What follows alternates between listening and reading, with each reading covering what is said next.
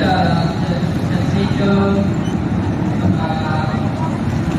masaya pa naman po. Saan na ang pinakamayong narating ng mga estudios?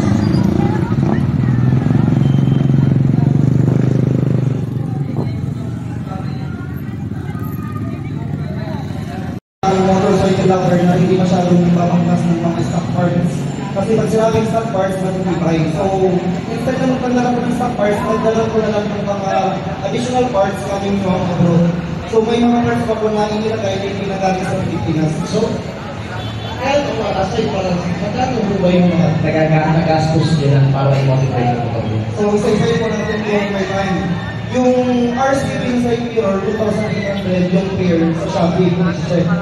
Yung RCB lever, 1,200 yung pares. Yung shifter na rare na ito, kung baga binila ko siya sa Pilipinas, umaabot siya ng 6,500. Yes po, RCB shifter. Yung max naman, ang tawag dito, X1R max. Kung baga rare item din siya kasi mapipila ko lang siya sa Yamaha X1R 135. Ang mga lolo ng Sniper 135. Opo. Tapos, yung mga weekend, ang tawag ko dito weekend, ordered siya from Malaysia. Opo. Then, itong horn cover from Malaysia ito. Then, ito po, air scope dito. So, some of the parts here are not from the Philippines kasi nga, maraming version ng sniper sa iba't ibang lugar. Pag pumunta ka ng Vietnam, ang tawag sa Vietnam is Smart 135. Pag pumunta ka naman sa Malaysia, Sniper 135. Sa Philippines, Sniper 135 ang tawag. Pag pumunta ka naman sa tawag sa kanya, Sniper 135, napakaraming version dito.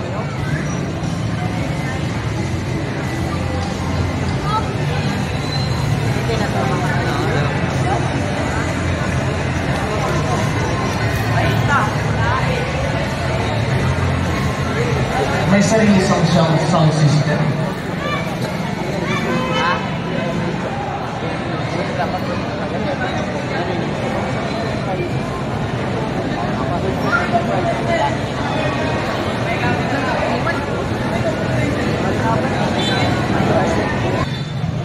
Pagkain ng dalaga mo sa likod naka-full tank ka.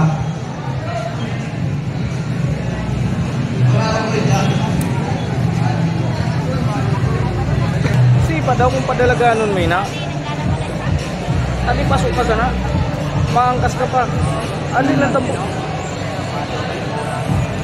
ambot na lang kung bumana yan